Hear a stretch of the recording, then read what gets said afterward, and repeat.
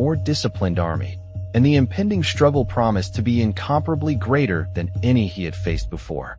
By late September 1066, a messenger arrived in the ancient city of York, bringing extremely alarming news. The formidable Viking king Harald Hardrada was relentlessly approaching their lands.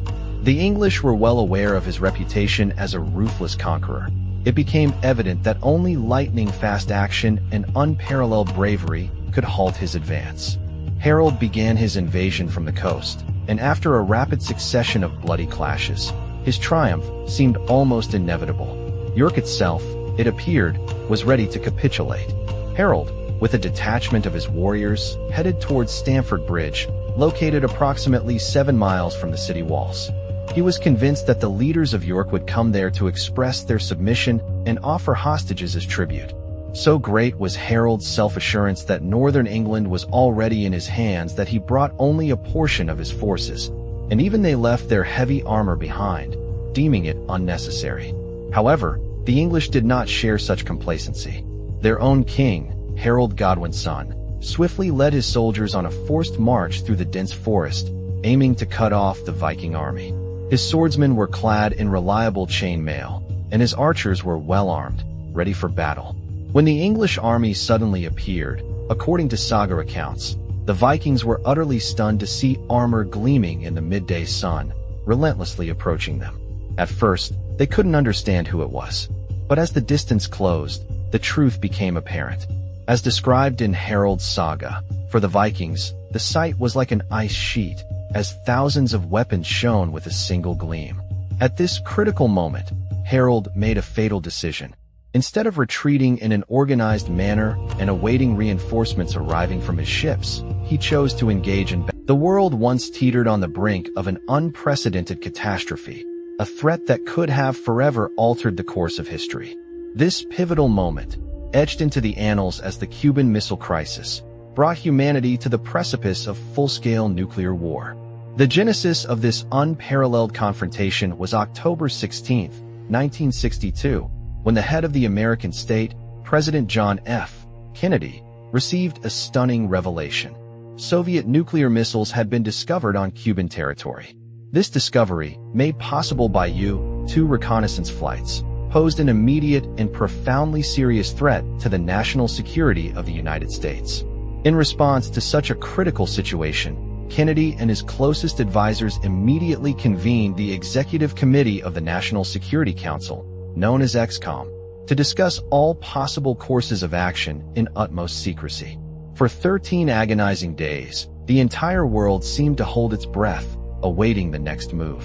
The spectrum of options discussed was broad, ranging from a full-scale military invasion of Cuba to the establishment of a naval blockade.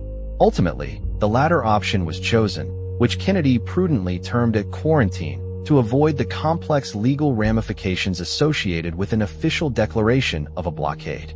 This strategic maneuver aimed to impede further shipments of Soviet military equipment to Cuban territory while creating space for diplomatic negotiation. Alongside the overt confrontation, intense secret negotiations were also underway, hidden from public view. The United States, using Attorney General Robert F. Kennedy as a communication channel, maintained contact with Soviet Ambassador Anatoly Dobrinin. A key breakthrough in these delicate discussions occurred when the Soviet Union agreed to withdraw its missiles from Cuba. In return, the American side pledged not to invade Cuba and also made a secret agreement to remove U.S. Jupiter missiles from Turkey. The resolution of the crisis, which came on October 28, 1962, was a moment of universal relief, averting what would have inevitably become a catastrophic nuclear exchange. This event starkly underscored the inherent dangers of the nuclear age and served as a catalyst for a period of détente in international relations. Both superpowers, having faced the threat of mutual annihilation, recognized the vital necessity of improving communication channels and crisis management mechanisms. The Cuban Missile Crisis remains a vivid and unsettling reminder of how close humanity came to complete devastation. But history holds other secrets, waiting to be unveiled. Let us now transport ourselves to a different time and place, embarking on a thrilling journey by land and sea, with the goal of uncovering the true discoverer of North America. We will trace the incredible path of two courageous explorers, Eric the Red and his son, Leif Erikson. These intrepid seafaring pioneers traversed the turbulent waters of the Atlantic a full 500 years before Christopher Columbus set foot on the shores of the New World. In pursuit of this elusive truth, we will explore ancient Danish longships, delve into the history of Iceland's mines, traverse the icy expanses of Greenland, and finally, land on mysterious coasts. No effort will be in vain in this quest for knowledge. While the Welsh and even the Chinese lay claim to being the first to arrive in America, no arguments sound as convincing as the Icelandic sagas. These ancient tales recount Nordic explorers who journeyed west from their homeland in Scandinavia, discovering new lands. Iceland was colonized in 860, and when all habitable territories were occupied, the Vikings, driven by a thirst for new discoveries, continued their westward journey, finding and colonizing the icy island known as Greenland. The Icelandic sagas preserve accounts of a truly extraordinary feat. A Viking named Leif Erikson, according to legends, crossed the treacherous waters of the North Atlantic and reached America 5 centuries before Columbus. But could this bold legend be true? To unravel this historical enigma, we must journey to an ancient settlement in Denmark, where various types of Viking ships have been meticulously reconstructed and carefully preserved. The main question requiring an answer is, were these ancient Viking ships truly capable of crossing the vast open ocean? A maritime archaeologist will present an impressive and complete collection of these vessels. Many of them sank, and the silt deposits at the bottom of the fjord miraculously protected them from the destructive effects of time. The ships were so well preserved that the research team was able to build exact replicas, on which real sea voyages are subsequently undertaken.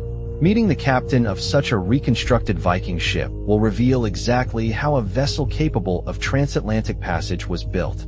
According to him, one type of ship that struck terror on the coasts of Europe would have been shattered trying to cross the North Atlantic. This is why the Vikings developed and built a completely different type of vessel, perfectly suited for long sea voyages. In 2000, such a replica was built, and a historic voyage was made on it from Iceland to North America. This journey became irrefutable proof that Viking ships could indeed cross the Atlantic. This boat was created with the utmost authenticity, precisely replicating those built by the Vikings.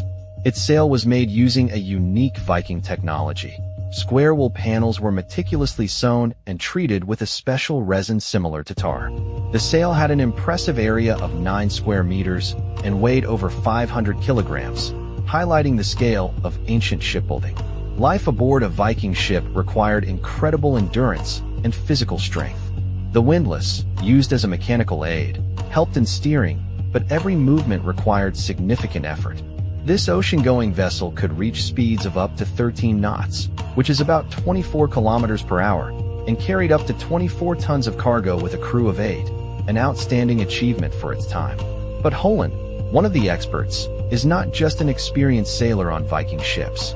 Several years ago, he made an astonishing discovery.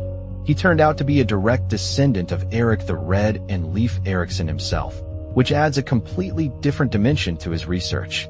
In the Viking Age, the ability to turn against the wind was truly revolutionary technology. Although it was hard work, the Vikings could continue moving forward even when the wind blew directly into their faces, giving them a huge advantage. Viking ships were capable of sailing in the open ocean, but to venture into unknown territories, more than just courage was required. They must have had some powerful motivation, as the ships offered little protection from the inhospitable Atlantic climate. It is known that Eric's father was exiled, which could have been one of the reasons for the migration. Although the exact number of ships that sailed from Scandinavia to Iceland remains unknown, transporting 30,000 people undoubtedly required dozens of such vessels, attesting to the grandeur of these early voyages. When sailing, Vikings typically aimed to keep land in sight, but to cross the Atlantic Ocean, they inevitably had to leave the relatively safe coastal waters and chart a course across thousands of kilometers of boundless seas. Notably, the magnetic compass, so common in modern navigation, would not appear for another 2 centuries. The question arises, how did they navigate? These brave Scandinavians crossed the Atlantic without any modern navigational aids, relying solely on subtle environmental clues. They carefully observed wind direction, noted the presence of whales and seabirds, and looked for seaweed on the water's surface that might indicate proximity to land. Some researchers believe that the Vikings possessed a deep understanding of the relationship between the sun's position and geographical latitude. Supporting this theory is the discovery of a wooden disc in one of the Viking settlements in Greenland, which may have served as a sun compass, an instrument designed to determine a ship's course. Even without such a complex device, with a favorable wind, it would have taken a captain only 4 or 5 days to reach the intended point. It seems the legendary Eric the Red had little choice. In 960, it was Eric the Red who undertook his famous journey across the North Atlantic to the shores of Iceland. The travelers headed to the northwestern part of Iceland to locate Eric's former dwelling. They followed in the footsteps of this remarkable Viking navigator who, departing from Scandinavia, became the first European to cross the Atlantic 1,000 years ago, a full 500 years before Christopher Columbus. Earlier, in Denmark, researchers had the opportunity to sail on a reconstructed Viking ship, where they learned about the unique features of Viking shipbuilding that allowed them to create vessels capable of crossing thousands of kilometers of ocean. There, they were also told details about the life of Eric the Red, whose nickname reflected not only his fiery red hair, but also his unrestrained, sometimes wild temperament. Exiled from his homeland in 982, he was forced to go to Iceland, and it was this historical path that modern adventurers followed. Iceland is a vast island, comparable in area to Ireland, yet its interior remains virtually uninhabited. Even today, the vast majority of the population lives on the coast. The history of Eric the Red's time is carefully preserved in the Icelandic sagas, a unique collection of oral traditions passed down through generations. These tales recount the people who arrived on the island approximately 1,200 years ago. In search of the truth, the travelers planned to meet with a saga specialist at the very place where Eric once lived, located 160 kilometers north of the capital, Reykjavik. A natural question arose. Could a 1,000-year-old story be so geographically precise? A professor at an Icelandic university has dedicated his entire professional life to studying the Icelandic sagas.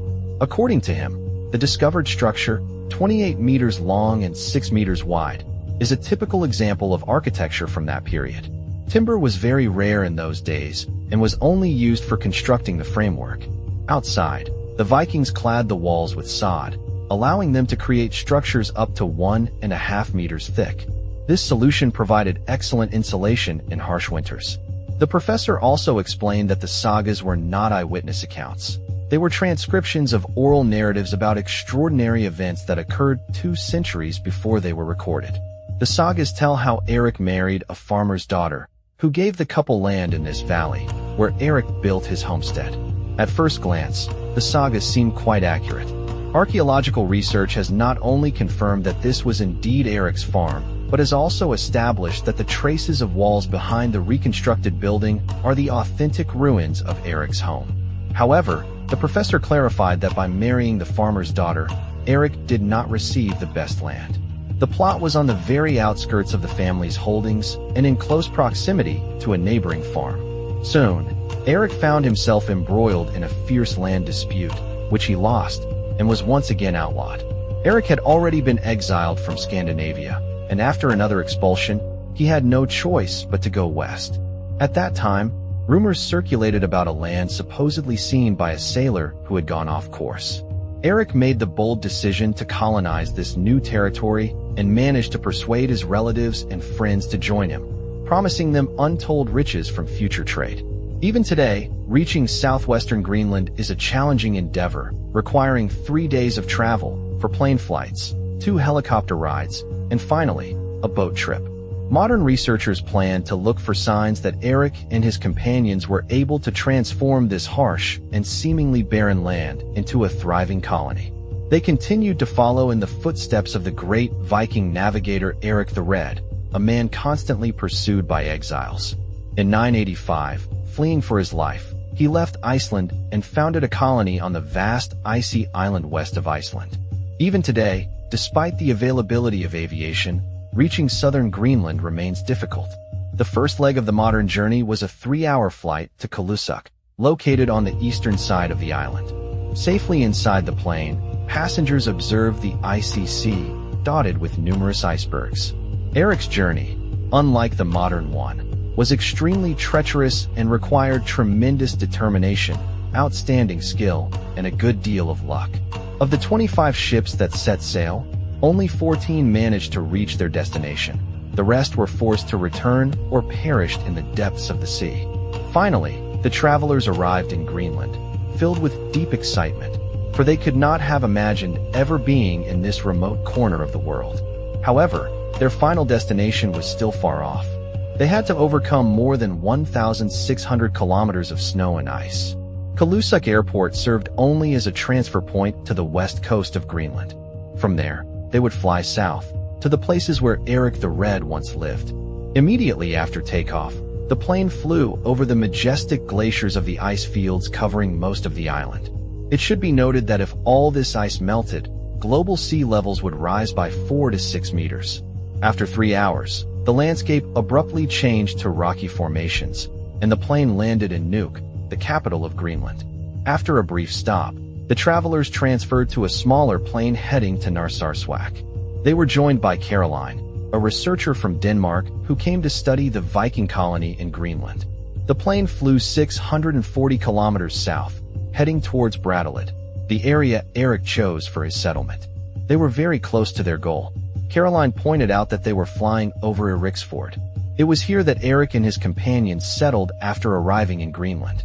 Only a helicopter flight remained to the final destination, but this small inconvenience was more than compensated by the magnificent scenery. Even today, this place remains difficult to inhabit. There are no roads or railways, and the only way to reach the snow-covered villages is by air. The travelers are finally approaching their final destination. After a 12-hour journey, they finally find themselves in the area that Viking colonists once named Brattahlid.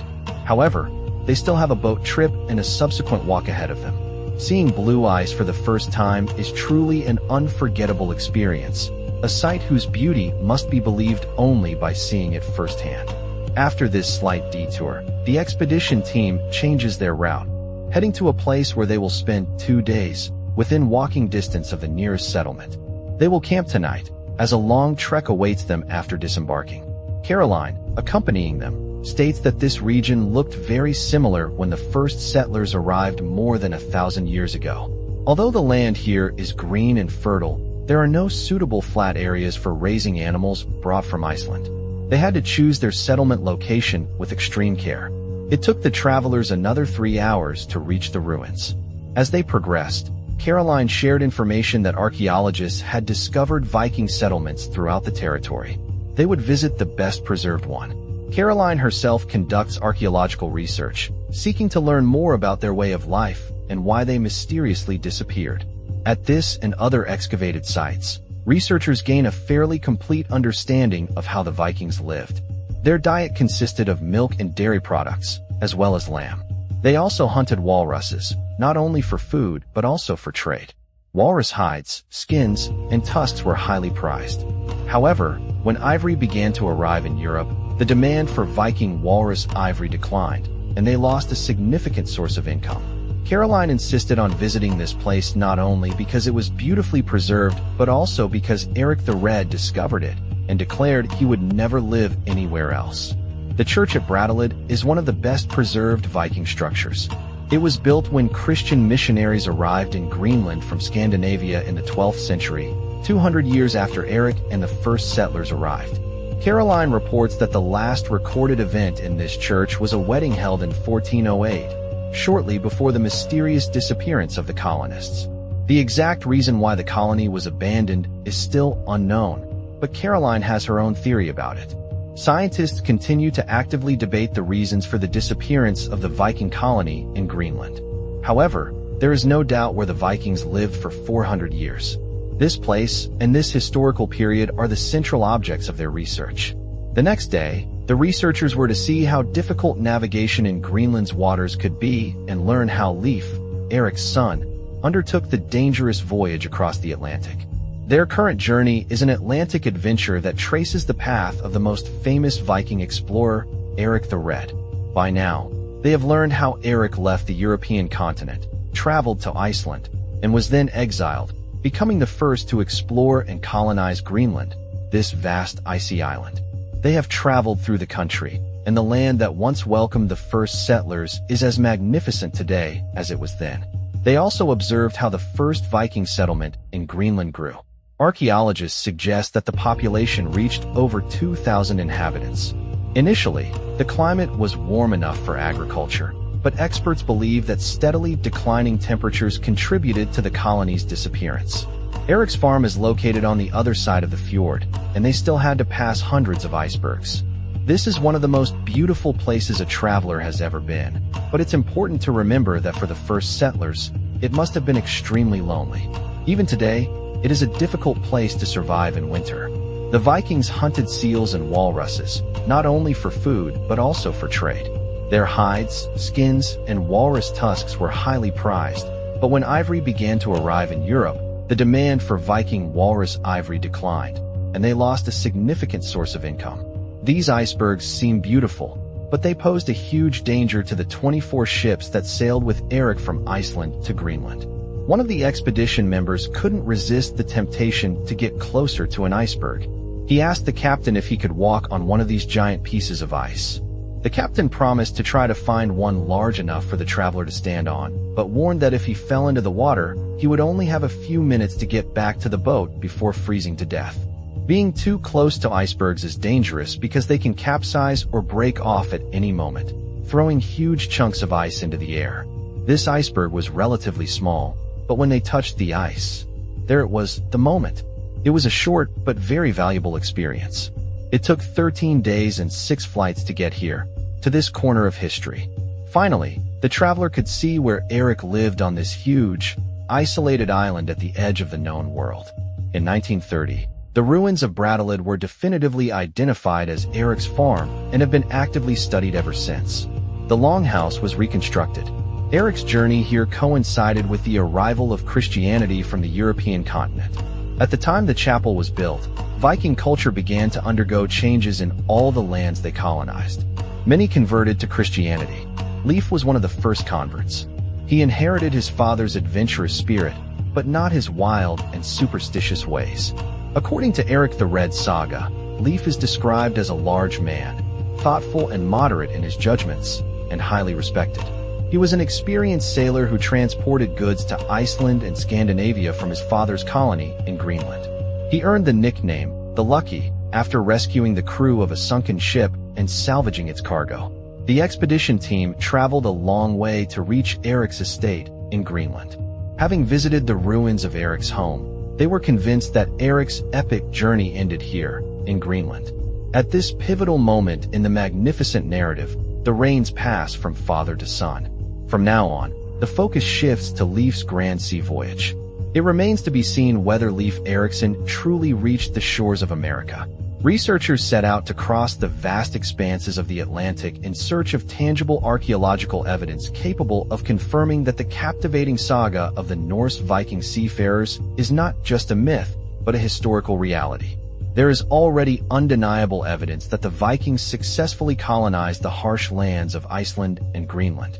However, the most striking and at times seemingly incredible saga tells how, in the year 1000, Leif Erikson dared a bold voyage across the North Atlantic and, according to tradition, discovered North America, preceding Christopher Columbus by a full 500 years.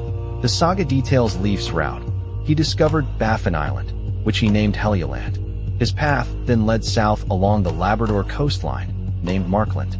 Ultimately, the expedition landed on the northernmost tip of Newfoundland, a place Leif called Vinland because wild grapes were found there. Convincing evidence has already been found to support the authenticity of the sea voyages described in the ancient Icelandic sagas. However, it must be acknowledged that oral traditions, however fascinating, are less reliable and accurate than physical, material documents or archaeological finds.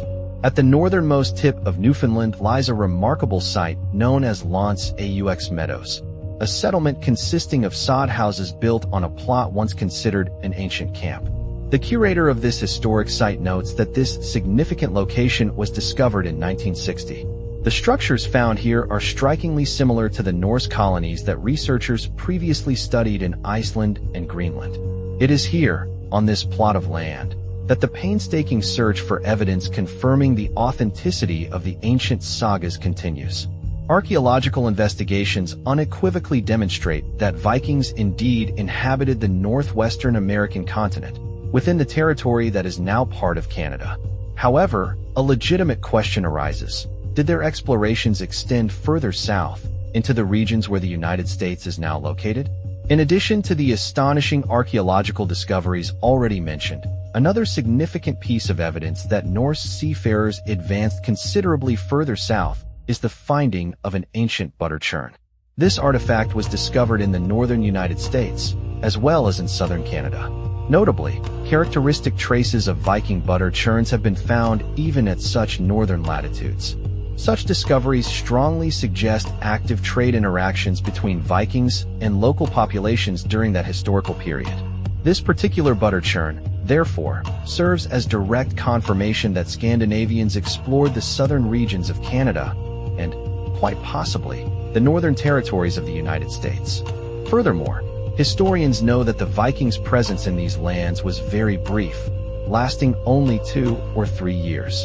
Although they undoubtedly possessed both advanced technology for their time and unparalleled courage to reach the shores of North America, about 1,000 years ago they concluded that these distant lands offered nothing they couldn't find much closer to their main settlements. For this reason, they decided to abandon these shores. Traces of their brief sojourn were erased by time and remained unnoticed for nearly a millennium. Notably, the sagas of Eric the Red and Leif Erikson were not recorded in official chronicles, and even representatives of the Catholic Church, who were actively pioneering new territories, made no attempts to search for them on the American continent.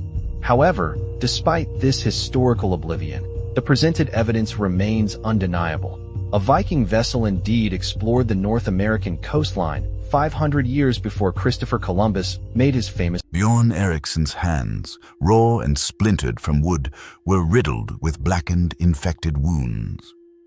Yet, he dared not stop working, for starvation loomed over his family until the harsh winter finally ended. His fingers were so swollen he could barely clench them, and every tool he touched left treacherous trails of pus and blood on its handle. It was March of 987 in the land that would one day become Norway, and Bjorn hadn't tasted meat in 4 long months. His ribs protruded sharply through his thinning skin, like the posts of a decrepit fence.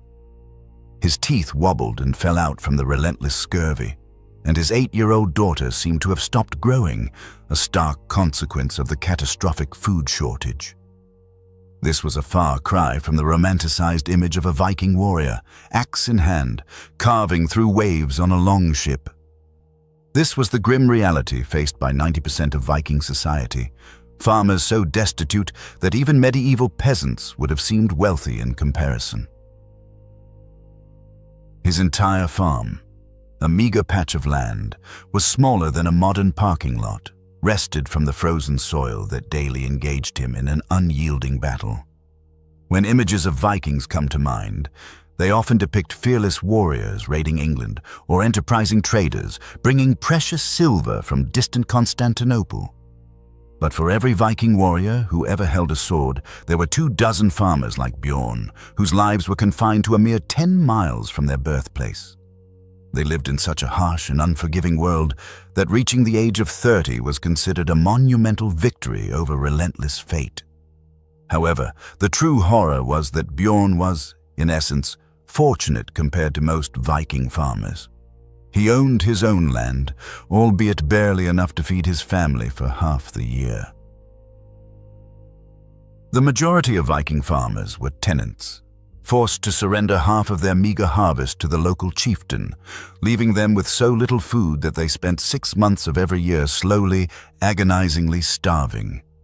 This period they called the Hunger Gap, the months between when the previous year's grain ran out and the new harvest arrived. During this hunger gap, families desperately tried to survive by eating tree bark soup, leather boiled until soft enough to chew, and anything else that wouldn't result in immediate death.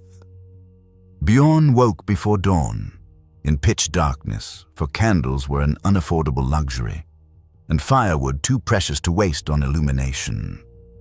Inside his dwelling, it was 40 degrees colder than outside, as the walls were constructed of crude stones held together only by mud. A crust of ice had formed on the bucket of water beside his bed. His wife, Astrid, slept clad in all her clothes, including 2 pairs of wool socks she had knitted from wool they couldn't afford to sell. Their 3 children slept huddled together in a cramped bed, like stray puppies trying to conserve warmth. First thing every morning, Bjorn had to break the ice on the water barrel with a stone, as they didn't even possess a simple metal hammer.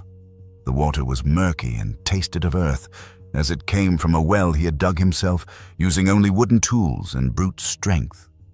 It had taken him 3 full months to dig this well, working 2 hours each morning before starting his farming duties. And even then, the water remained contaminated by runoff from the livestock pen, but it was the only water they had. So the entire family drank it, regularly suffering from illnesses that would be easily treatable today. Bjorn faced an agonizing choice: feed his family or feed the cow. Each time, he chose his family. The cow's milk became watery and thin, barely providing enough sustenance to keep his youngest child from dying of malnourishment. But without this cow, the entire family would be doomed to starvation. So Bjorn spent long hours each day gathering twigs, moss, and anything else the animal could digest. He fed the cow sawdust mixed with the last handful of grain, knowing it would eventually kill the animal, but hoping it would last long enough to survive this harsh winter. His field was a rocky plot of land he had cleared by hand, moving enormous stones for 2 long years until his back was permanently bent and his hands disfigured beyond recognition.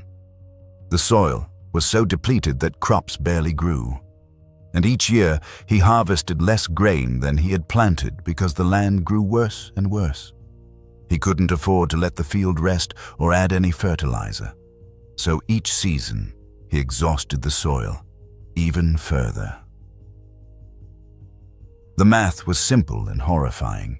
Each year, his farm produced less and less food, while his family required the same amount to survive.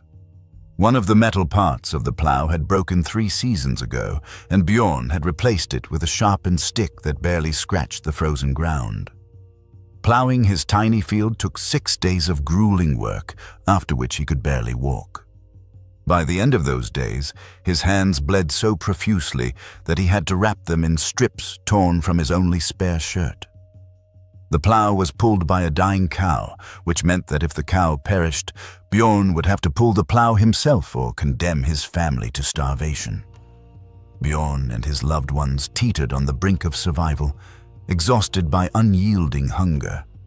Their meager diet consisted of barley gruel, the rare milk from their emaciated cow, and wild herbs Astrid gathered with extreme caution to avoid poisoning.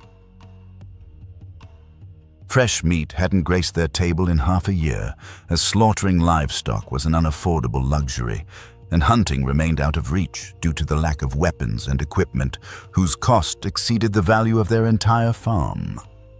Neighbors, who occasionally caught fish or game, offered them in exchange for grain at exorbitant prices, beyond Bjorn's means.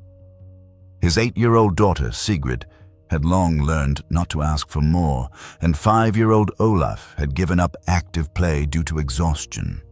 The 1-year-old infant cried incessantly because Astrid, suffering from malnutrition, couldn't provide him with milk. Even in their dreams, they were haunted by images of bread, meat, and fresh milk, unattainable in reality. The family was slowly wasting away from hunger. Each day seemed ordinary, but each month brought them closer to inevitable demise. Bjorn's hut was a miserable sight. Wind freely whistled through cracks in the stone walls, and the earthen floor turned into a muddy mess when the snow melted. The hearth, built of rough stones, was the only source of heat, but scarce firewood supplies allowed them to light a fire only during the most bitter frosts, when the absence of warmth threatened imminent death. On most nights, the flames died long before midnight, and the family awoke to the icy breath of winter. Their clothes, meant to protect them from the cold, were worn and torn, and there were no funds to acquire new fabric or raise sheep. Bjorn had worn the same wool tunic for 3 years, patched with countless scraps, turning it into something resembling a brown blanket.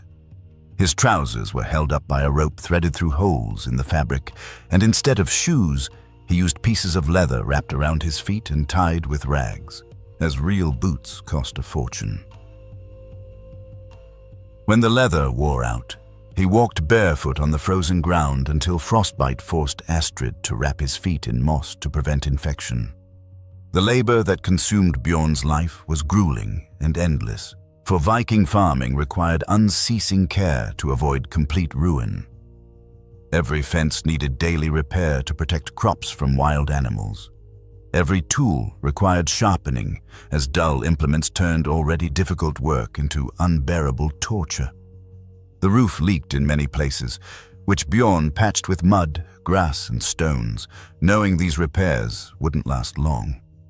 He spent entire days searching for firewood, traveling vast distances to find dry branches, as all nearby forests had long been cleared.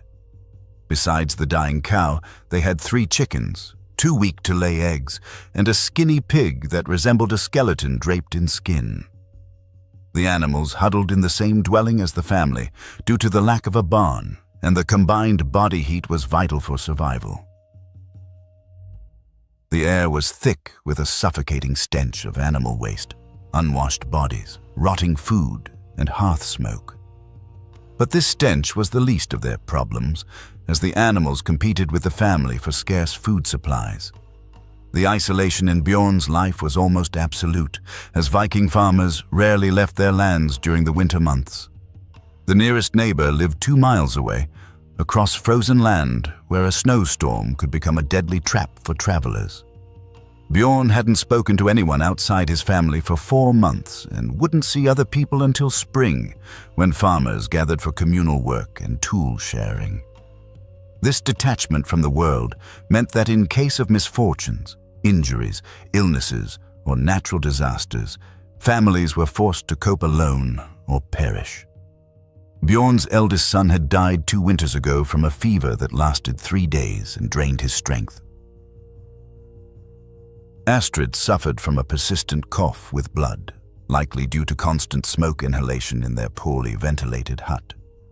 Sigrid had non-healing sores on her hands, and Olaf's teeth were rotting from malnutrition. The entire family's immune system was compromised by constant hunger and cold. They treated illnesses with herbal concoctions and prayers as they had no other means. The social order that kept families like Bjorn's in poverty was designed to maintain peasant destitution while enriching the warrior elite who made history. Bjorn was forced to pay taxes to the local chieftain, Olaf Haraldsson, despite barely being able to feed his children. These taxes were levied in grain, meaning Bjorn had to surrender food essential for his family's survival. Even in lean years, he had to pay the same amount, which presented him with a choice: pay taxes or watch his children starve. The system was intentionally cruel and merciless. Refusing to pay taxes threatened the loss of land and becoming a thrall, which was virtually a death sentence. If a wealthy neighbor's livestock destroyed Bjorn's crops, he had no legal recourse, as he couldn't afford to bring a claim before the local assembly. If someone stole his tools or cheated him in trade, Bjorn had to accept the loss, as resistance would lead to conflict with someone who had more resources and connections. The law protected property, but only for those who had enough of it to matter. Bjorn's arduous peasant labor was defined by primitive agricultural methods dictated by the lack of funds for advanced tools and technologies. Sowing seeds was done by hand. He methodically walked his plot, dropping grains into holes pre-made with a sharpened stick. Harvesting was also a difficult task. Stalks were cut with a crude sickle, a blade attached to a short handle. Then followed the threshing process, where grain was beaten from the stalks with sticks. This laborious process took weeks of exhausting work, with a significant portion of the harvest lost to birds, unfavorable weather conditions, and the general inefficiency of the methods used. The introduction of modern agricultural techniques could have tripled the harvest yield, but this required metal tools, draft animals, and knowledge unavailable to Bjorn.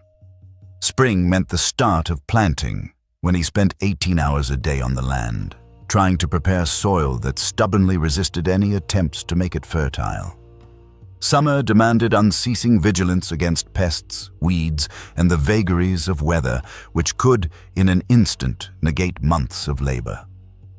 Autumn brought the busy harvest season, when the entire family worked tirelessly to gather every single grain that could stave off hunger.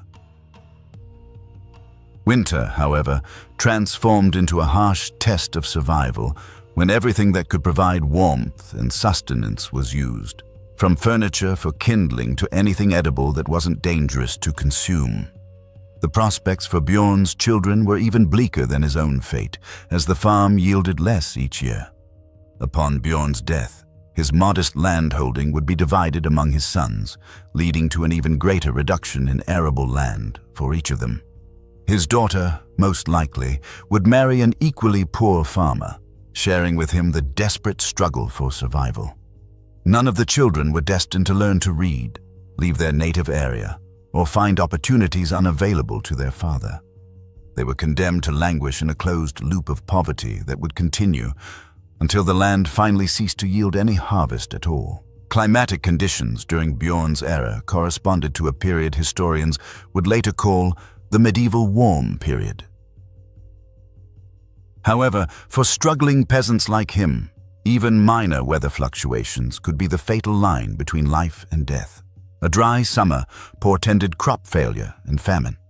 A prolonged winter meant food supplies would be exhausted even before spring planting began.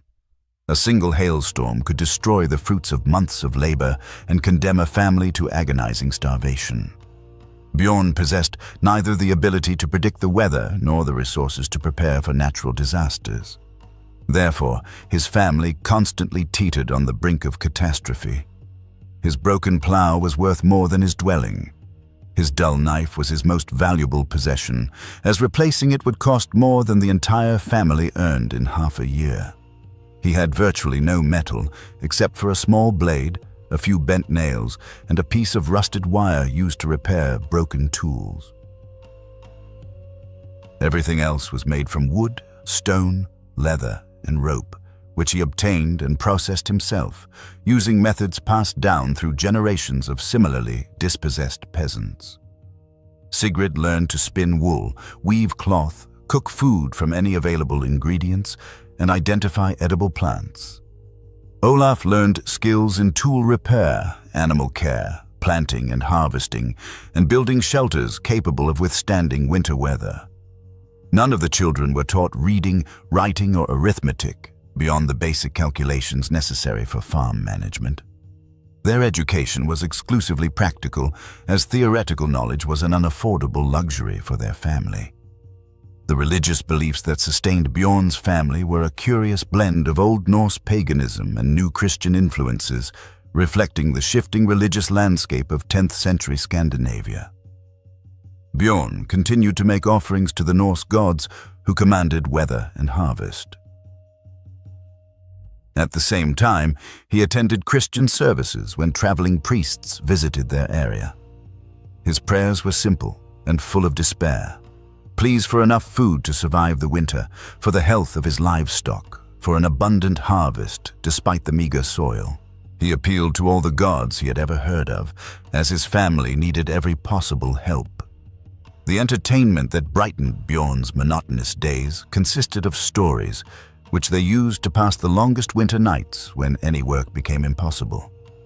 Astrid knew many ancient tales of heroes, gods, and monsters, with which she entertained the children, trying to distract them from their hunger.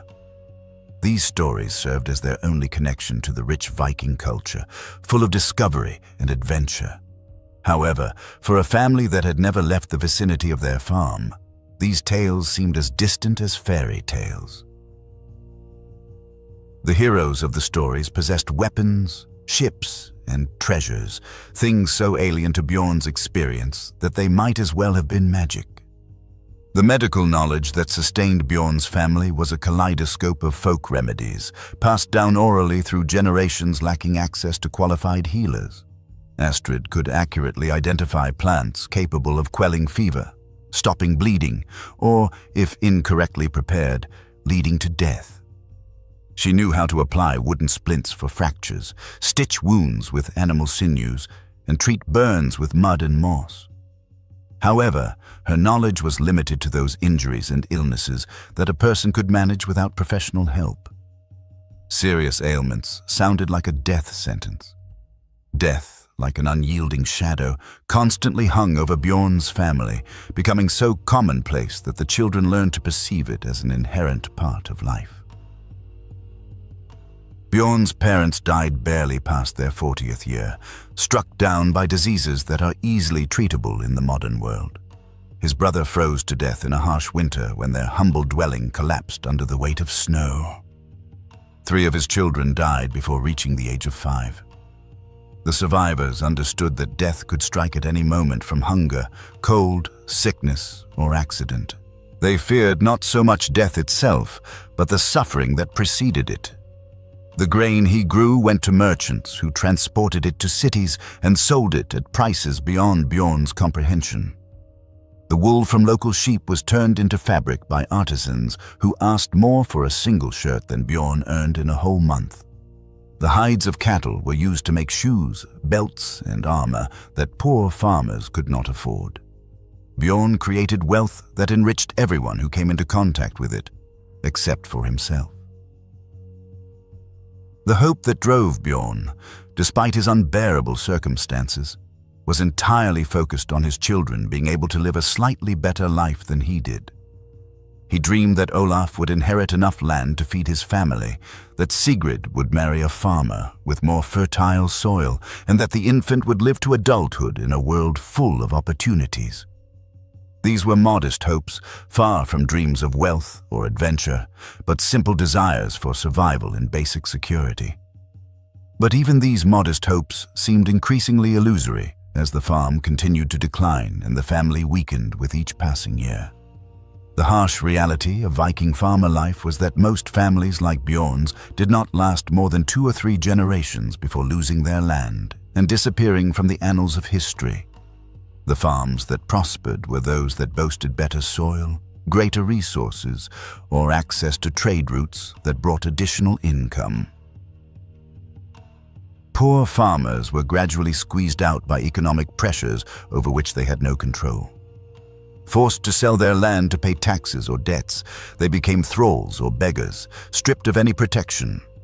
The Viking Age, celebrated by historians, was built on the backs of farmers whose stories were never recorded, as their lives were deemed too ordinary to be remembered. The legacy left by individuals like Bjorn remained unseen, as poor Viking farmers etched their names into history through suffering, not through achievements. They fed the warriors who raided England, grew the grain that supplied trade expeditions, and raised the children who became the next generation of Vikings.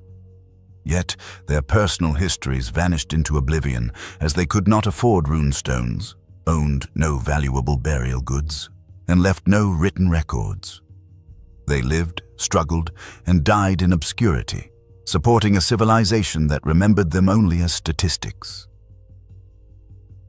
When Bjorn Eriksson died at the age of 34, his body was worn out by decades of relentless toil. His family lost their farm within 2 years, as his children were too young to effectively work the land. Astrid remarried a widower with slightly better land, and Bjorn's children grew up as stepchildren, disinherited and without prospects beyond the same grueling poverty their father endured.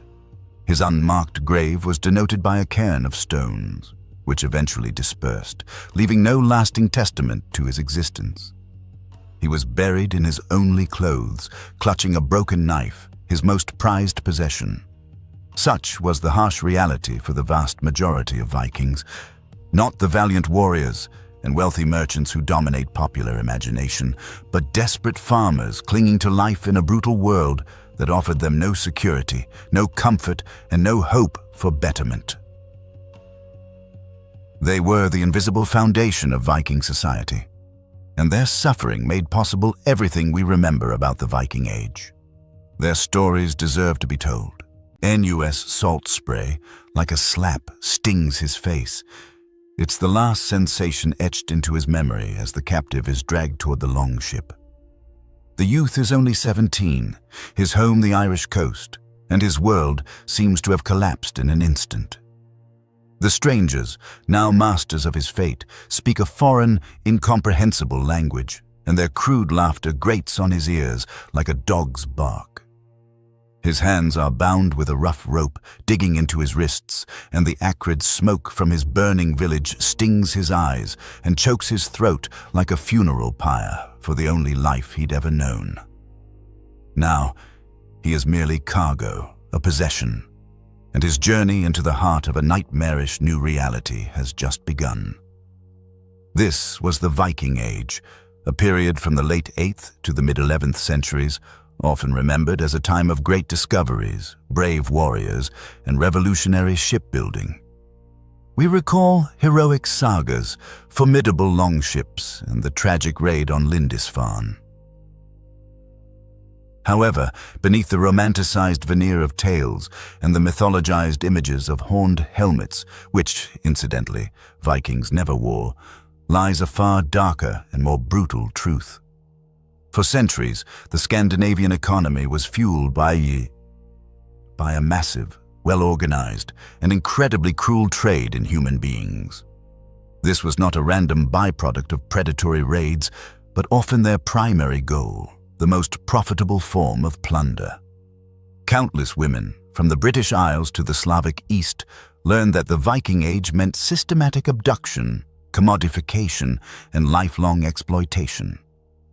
This isn't mere speculation or a quest for sensationalism.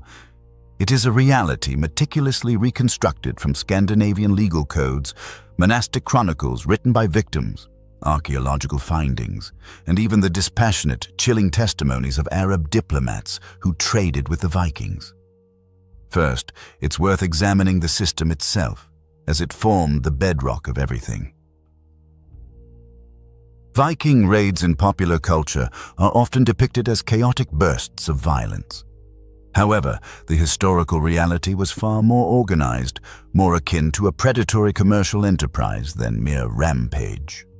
Raiding parties were investments. A local chieftain or a group of companions, felags, pooled their capital to build or equip a longship, which required significant investment, timber, iron for rivets, sailcloth, tar, and provisions.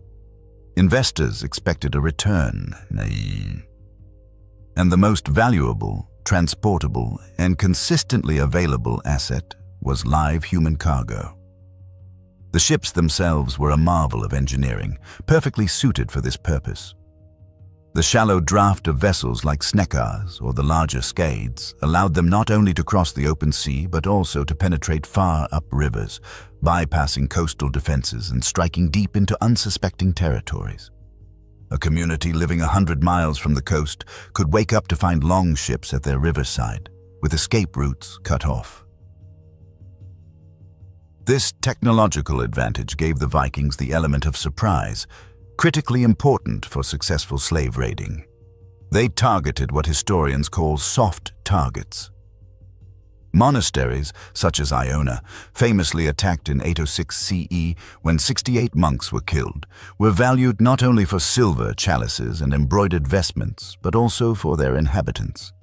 Literate monks and people from surrounding communities seeking refuge there.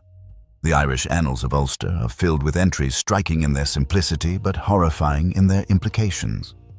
An entry for 821 CE reports a raid on County Wexford, where Vikings carried off a great many women into captivity. The phrase, "a great many," appears again and again. This was not an anomaly, it was the business model itself. Once captured, a woman's identity was systematically erased. She was no longer a daughter, wife, or sister, but became a thrall, the Old Norse word for slave. The Old Norse language itself reveals the profound dehumanization inherent in this status. In legal texts, thralls were often referred to in the neuter gender, equating them with livestock as part of a farm's inventory. They were fair, a word that meant both cattle and wealth. In the eyes of Scandinavian law and society, a thrall ceased to be a person, becoming an object, property. Her legal rights were simply non-existent. A master could beat or even kill his thrall without any legal repercussions. According to the Icelandic law code Gragas, a thrall's testimony was not accepted in court. They could not own property of significant value, could not enter into legal marriage, and their children were born into the same enslaved status, ensuring the self-perpetuation of the system. The life of a free woman was protected by a complex system of fines and the concept of honor, whereas a thrall's life was protected by nothing. Hopelessness and lack of rights were constant companions for female slaves in the Viking Age, and the prospect of liberation was virtually non-existent. The path to enslavement began with violent abduction from their homes. Captives, chained, were marched long distances to the longship encampments, the Scandinavian warships. There, along with plunder and Viking warriors, they were crammed into the cramped holds of open vessels designed for voyages lasting weeks. Conditions on board were inhumane. Dozens of people packed into a space about 20-25 meters long, exposed to the harsh weather of the North Atlantic, soaked to the bone by icy waves, and suffering from lack of food and water. Diseases ran rampant, and the psychological terror was unbearable. Many did not survive this maritime hell. For those who did survive, the final destination was a horrifying slave market. Vikings established major human trafficking centers, covering an extensive network throughout their sphere of influence. Dublin, or Dyflin as the Scandinavians called it, became one of the largest and most infamous slave markets in Western Europe, where captives from Ireland and Britain were brought. From here, women were sold to Scandinavian settlers in Ireland, sent back to Scandinavia, or transported to the colonized lands of Iceland and the Faroe Islands. The trade network extended far to the east. Large markets existed in Hedeby, on the border of modern-day Germany and Denmark, and in Birka, a trading center on an island in Lake Mälaren in Sweden. These eastern ports connected the Scandinavian world with the river routes of modern Russia and Ukraine. This was the famous Volga trade route, along which captives from the west and the Slavic lands of the east, Sakaliba, as Arab chroniclers called them, were transported to the Byzantine Empire and the wealthy Abbasid Caliphate. The slave trade reached colossal proportions. The 10th century Persian geographer Ibn Rushd described the activities of the Rus. Scandinavians of the east, they attack the Sakaliba and sail in ships to seize them, take them captive, and carry them to Khazaria and Bulgar and trade them there. A captive woman seized in an English village could be sent to Dublin, sold to a Scandinavian merchant, transported to Birka, sold again, and then embark on a long journey down the Dnieper or Volga rivers to be sold for the last time in the markets of Constantinople or Baghdad, in exchange for Arab silver and silk. Archaeological findings corroborate these accounts. In Scandinavia, especially on the Swedish island of Gotland, numerous Islamic dirhams have been found, testifying to the intense trade between the Scandinavian world and the Caliphate, where the main export commodity was human beings. At the slave markets, women were stripped of their last vestiges of dignity. They were treated like livestock.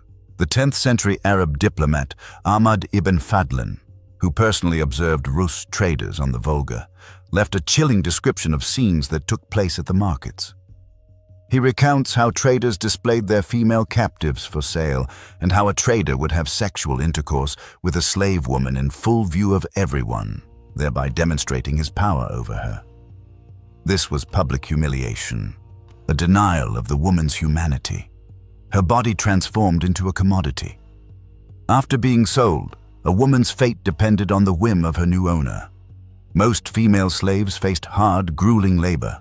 They performed the dirtiest and most arduous household chores, rising before dawn and going to bed later than anyone else. Their days consisted of a monotonous cycle, grinding grain into flour, carrying water, tending the hearth fire, preparing food, brewing ale, and washing laundry in icy water. An important task was textile production. The making of vadmal, a coarse woolen cloth, was a labor-intensive process involving shearing, cleaning, carding, spinning, and weaving. This fabric was the foundation of the Scandinavian economy, used for sales, clothing, and even as currency. This entire industry relied on the labor of enslaved women. The Old Norse poem Rigsthula describes archetypal thrall women with wrinkled skin, gnarled knuckles, and thick fingers, a testament to a life dedicated to continuous manual labor. Archaeological evidence from burials confirms the harsh lives of female slaves.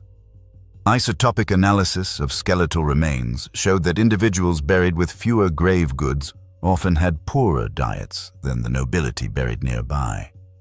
Their bones bear traces of nutrient deficiencies and extreme physical exertion, silent testimony to a life full of toil and hardship.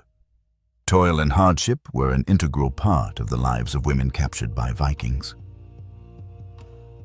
However, for many of them, exploitation was not limited to physical labor. They also became victims of sexual slavery, a fact often overlooked or ignored in popular accounts of the Viking Age, yet confirmed by historical and archaeological sources. A thrall woman had no legal rights, and her body was the property of her owner, who could use it for any purpose and at any time. This was not considered a crime, but a right of ownership.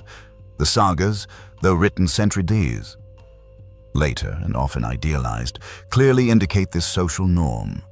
They often depict powerful men taking captured women as concubines, known as frill in Old Norse. These were not secret affairs, but recognized, albeit unofficial, domestic arrangements. For example, Laxdæla Saga tells of the Irish princess Melkorka, captured during a Viking raid. The princess's tongue was supposedly cut out, so she could not speak. The Icelandic chieftain Hoskuld Dalakolsson buys her in Norway and brings her to Iceland as his concubine. Despite her origins in giving birth to Hoskuld's beloved son, Olaf the Peacock, her status remains enslaved. Children born from such unions faced an uncertain future. They were called frill-born, children of concubines, and their legal status was lower than that of legitimate heirs. A father could acknowledge a child born to a thrall and grant them freedom, but was not obligated to do so. He could also refuse, condemning his offspring to slavery. This created complex social relationships within the household, where a free-born wife had to coexist with enslaved women her husband used as concubines. This system of sexual exploitation was so widespread and important for the settlement of new territories that it left a mark on the genetic landscape of the North Atlantic. Modern genetic studies in Iceland, one of the most thoroughly studied Viking Age colonies, have shown that a large proportion of the Y chromosome DNA of male settlers is of Scandinavian origin, about 80%, while a large proportion of the mitochondrial DNA of female settlers, passed from mother to child, is of Gaelic origin from Ireland and Scotland. The latest estimates put this figure at over 62%. These data suggest that the founding of Iceland was carried out by Scandinavian men who brought Gaelic women with them. Given the continuous Viking raids on the British Isles, it is unlikely that most of these women were willing wives. They were the founding mothers of a new nation, but they were brought there in chains. Their DNA, carried by Icelanders to this day, is scientific proof of a massive gender migration based on abduction and sexual slavery. Some captured women faced a different fate. Women of high birth might be considered more valuable for ransom than for labor or concubinage. The Anglo-Saxon Chronicle and other sources recount instances where Viking chieftains held high-ranking women captive to extort money and land from their families or kingdoms. These women became political pawns, their lives and freedom currency in the diplomacy and wars of the era. They experienced terrible uncertainty, held by those who had killed their relatives and burned their homes. There was also a final, horrifying fate that could befall a captured woman, testifying to the brutal intersection of religion, power, and violence in Scandinavian pagan culture. Archaeological and textual sources confirm that human sacrifice was practiced, and thrall women sometimes became the chosen victims. The most vivid and disturbing description comes from the Arab diplomat Ahmad ibn Fadlan. In 922 CE, while traveling along the Volga, he witnessed the ship burial of a Rus chieftain. He describes how, as part of the funerary rites, a slave woman was to die with her master and serve him in the afterlife. The concept of her voluntary participation is, of course, a fiction. As a thrall, she had no choice. The slave woman's fate was sealed. Ibn Fadlan's detailed account of the funeral ritual is striking. For 10 days, the chosen girl was prepared for her terrible fate. She was dressed in luxurious clothes, plied with intoxicating drinks, and forced to sing, though, as the traveler noted, her songs were full of sorrow. The girl was moved from tent to tent, where noblemen performed ritual sexual acts with her, each time saying, "Tell your master that I did this out of love for him." On the 10th day, the deceased chieftain's body was placed on a ship, pulled ashore. The girl was also brought there, given a final sedative drink. Then, an old woman, acting as executioner and known as the Angel of Death, led her onto the vessel and laid her next to her master's body. The Angel of Death placed a rope around her neck, the ends of which were handed to 2 men. While they strangled the victim, the old woman repeatedly stabbed her in the ribs with a dagger. Ibn Fadlan notes that the girl's screams were drowned out by loud banging of shields, a horrifying precaution to prevent other slave women from panicking and attempting to escape a similar fate. Finally, the ship was set ablaze, transforming it into a funeral pyre, sending the chieftain and his victim to the other world. This chilling account is not a figment of imagination. Archaeological findings confirm the existence of such rituals. Burials showing signs of servant sacrifice have been discovered in various parts of the Viking world. In Flakstad, Norway, one grave contained the remains of several individuals, including a decapitated man, indicating their subordinate status to the noblewoman buried there. The famous Oseberg burial contained the remains of 2 women, an older, presumably noble lady, and a younger one whose skeleton showed signs of a hard life and lower social status. Many scholars suggest the younger woman was a thrall, sacrificed to accompany her mistress in the afterlife.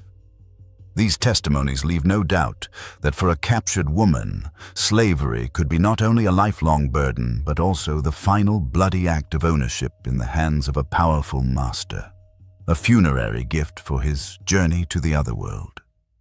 The normalization of this brutality in Viking culture is perhaps its most frightening aspect. In Scandinavian society, owning thralls was a symbol of status and wealth. A person's influence was measured not only by land and silver, but also by the number of unfree people under their control. The sagas, great literary works of the era, depict slavery not as a moral evil, but as an ordinary and undeniable fact of life, as one of the pillars of the social and economic structure of society.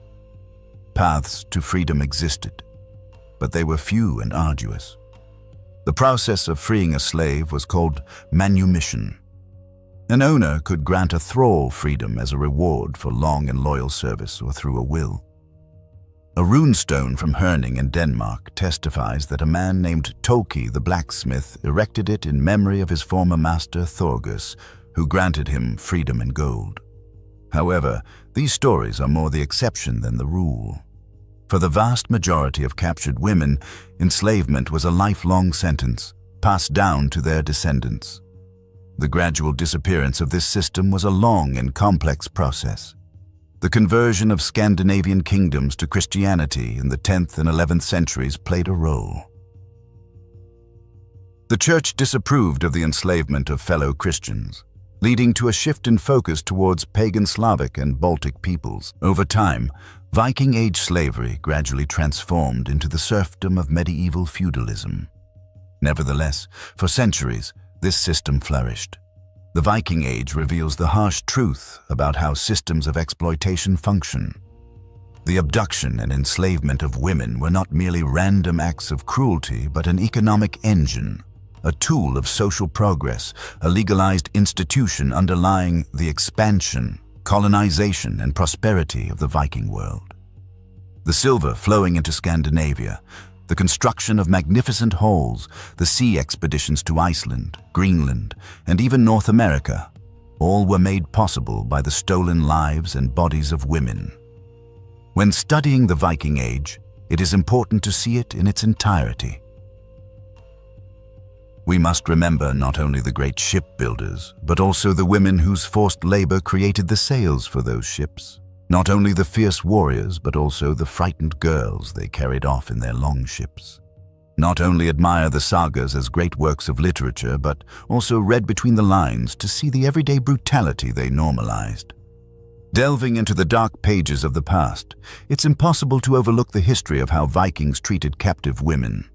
This is not merely a grim episode, but a profound examination of the dehumanization process, demonstrating the frightening ease with which a society can reduce a human being to the level of a commodity, a tool, an object for exploitation, sale, and destruction. The evidence of these brutal practices is numerous and undeniable. It is preserved in chronicles created by victims, in legal documents drafted by the Vikings themselves, in the genetic code of modern populations, and in remains resting in the earth. Archaeological findings, such as burials with signs of violent death and genetic studies confirming the influx of foreign DNA into Scandinavian populations, paint a picture of systematic enslavement and violence. The romanticized image of the Viking warrior, free and untamed, proves to be merely a fiction erected on a foundation of unfreedom and brutal oppression. The true legacy of that era is etched not only in runic inscriptions, but also in the silent, suffering, and largely forgotten stories of countless women whose lives were taken to serve as building material for. In 9th century Norway, a mother stands at the edge of a frozen forest, holding a still bundle, anticipating the inevitable. This is a tragic experience she has already endured 3 times, and likely not the last in her childbearing years. The Viking Age, spanning from 793 to 1066 AD, is remembered for its Scandinavian seafarers who terrorized European shores and established settlements from Greenland to the Caspian Sea. Yet, beneath the warrior culture and maritime achievements lay a harsh demographic reality that profoundly influenced every aspect of society.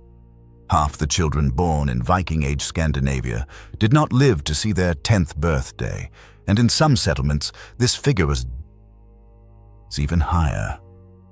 These were not isolated tragedies, but systematic occurrences embedded in the very fabric of Scandinavian society.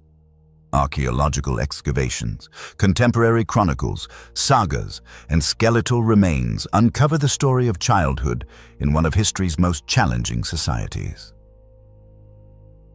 Thousands of tiny skeletons discovered in mass graves across Scandinavia, runic inscriptions, lore, codes, and sagas recorded by Viking descendants bear witness to the brutal reality of the time.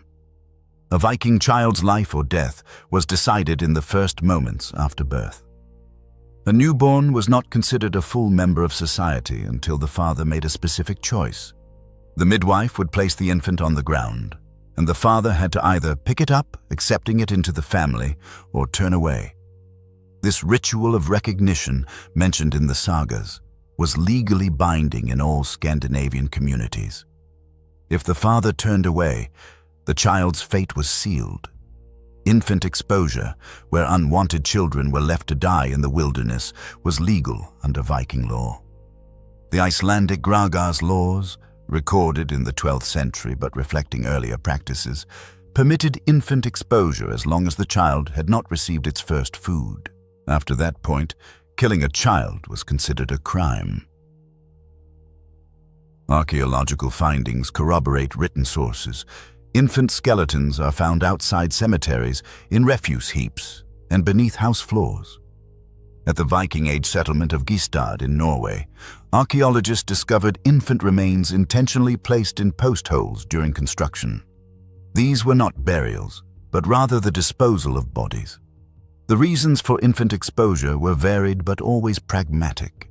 Deformed infants were almost always doomed to death, as sagas like Gunnlaug's Saga Ormstungu, the Saga of Gunnlaug's Serpent Tongue, and Thorstein's Saga Uxafots, the Saga of Thorstein Oxfoot, clearly indicate.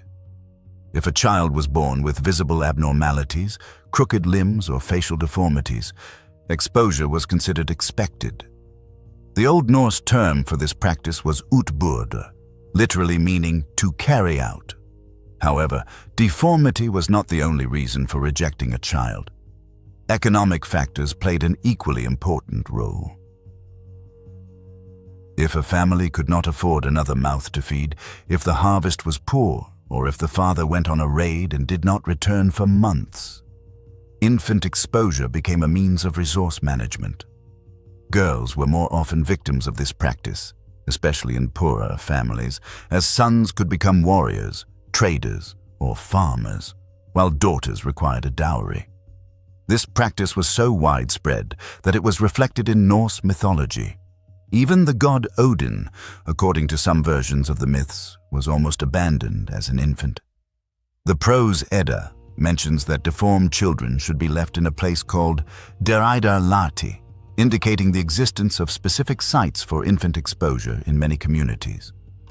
The method of abandonment depended on the season. In winter, infants were left in the snow, where death would occur within hours.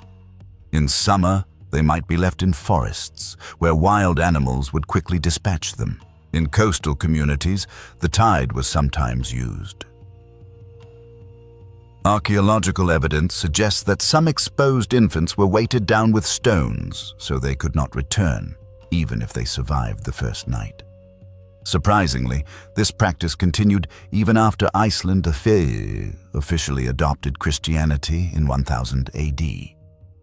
The agreement to adopt Christianity allowed the continuation of 3 pagan customs privately: eating horse meat, performing pagan sacrifices, and infant exposure. It took another century before Christianity finally put an end to legal infanticide.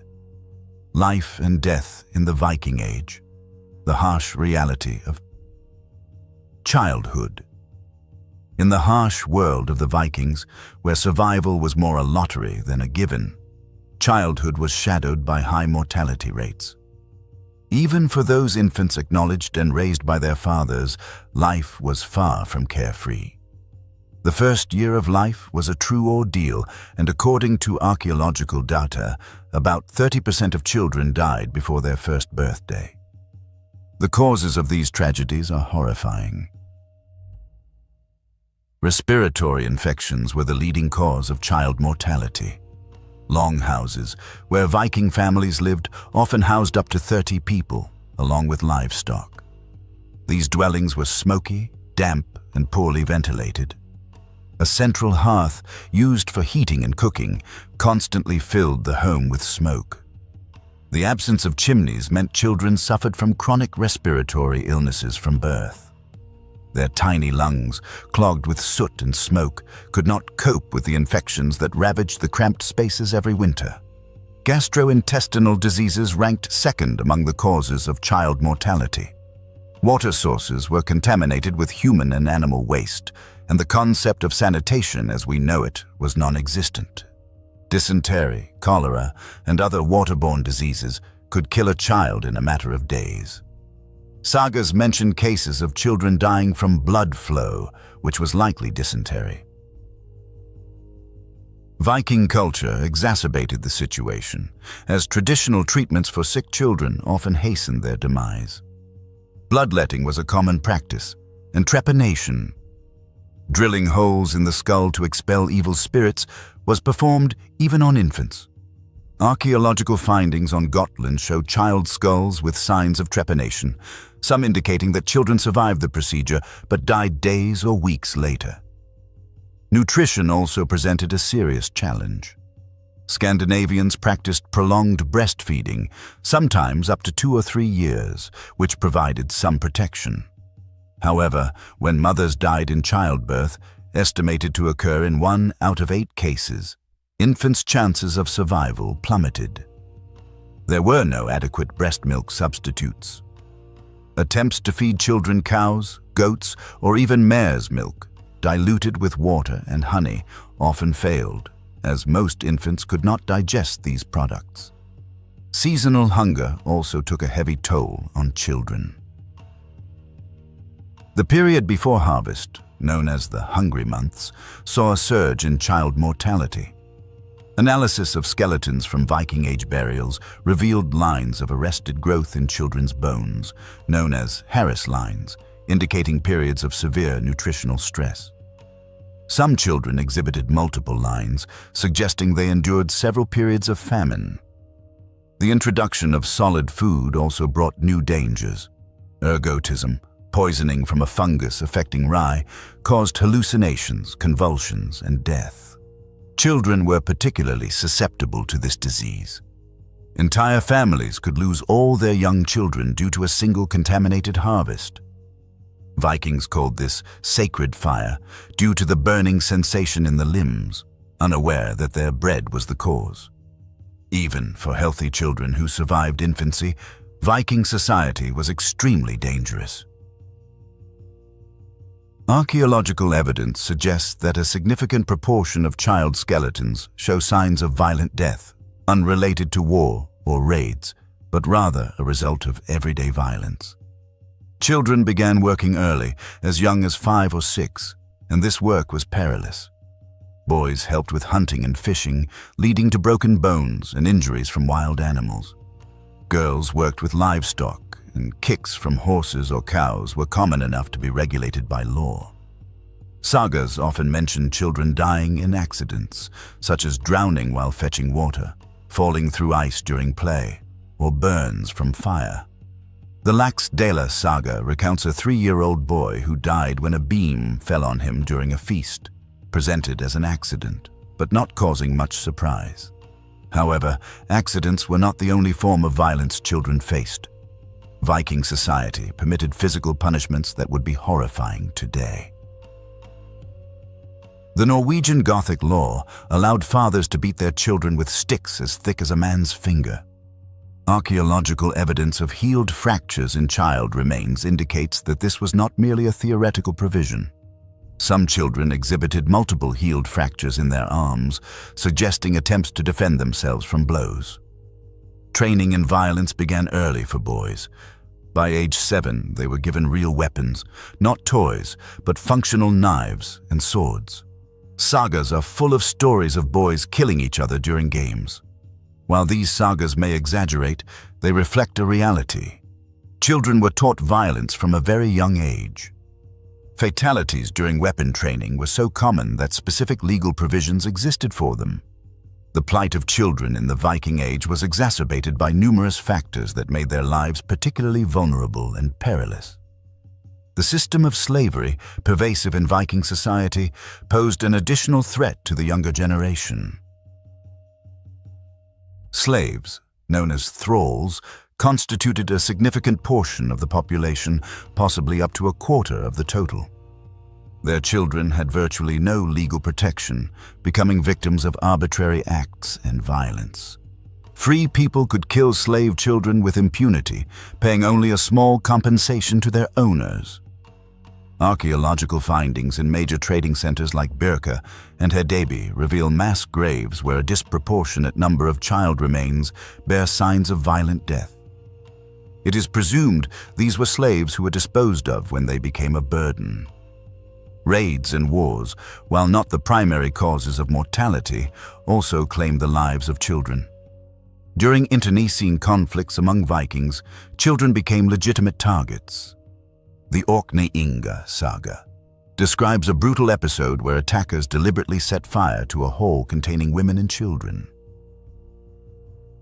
Archaeological excavations of fortified settlements uncover child skeletons with wounds inflicted by swords, axes, and arrows, testifying to violent deaths. Diseases and epidemics represented another serious threat to the lives of Viking children.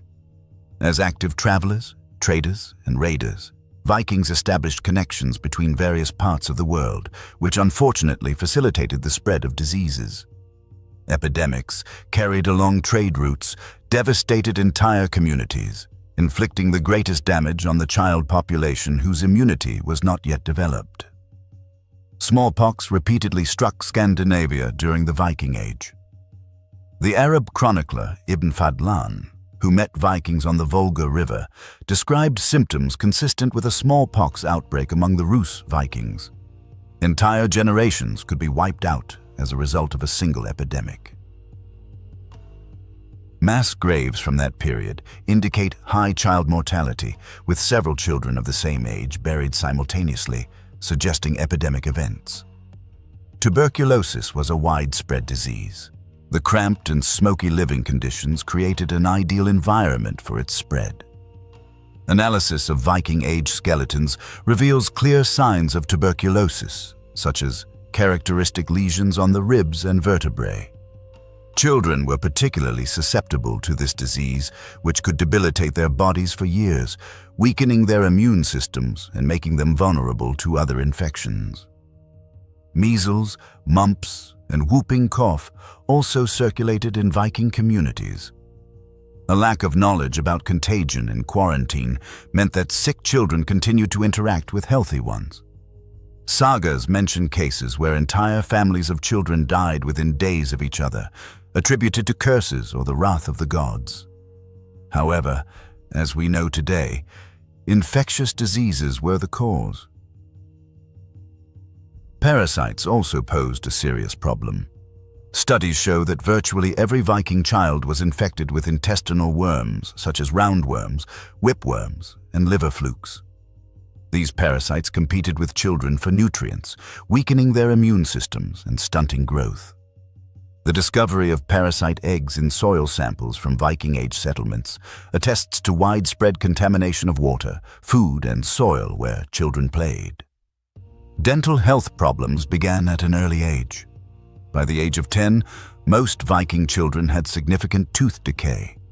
The lack of proper dental care led to the spread of infections throughout the body. Death from a dental abscess was not uncommon. Traditional treatments, such as extracting a tooth with blacksmith's tongs, often worsened the situation. The brutal reality of survival in the Viking Age had a profound impact on family structure. Women had to endure 6 to 8 pregnancies to ensure the survival of at least 2 or 3 children to adulthood. This continuous cycle of pregnancy, childbirth, and infant death took a tremendous toll on mothers' health. Many women died in their 20s and 30s, exhausted by repeated pregnancies and weakened by the same diseases that claimed the lives of their children. The psychological impact is difficult to quantify, but is evident in archaeological findings. Children's graves often contain more grave goods than adult burials. Tiny Thor's hammer amulets, miniature weapons for boys, jewelry, and household items for girls testify to the deep grief of parents, even if they accepted these losses as inevitable. Some families tried to improve their children's chances of survival. Amulets and charms were widespread. Children wore Thor's hammers, small pouches of herbs, wolf teeth, bear claws, anything that might offer protection. Runic inscriptions on these items reflect parental despair. One child's amulet from Gotland bears the inscription, "May Thor protect this little one." Names also reflected this anxiety. Children were often not given their true names until they survived the most dangerous early years.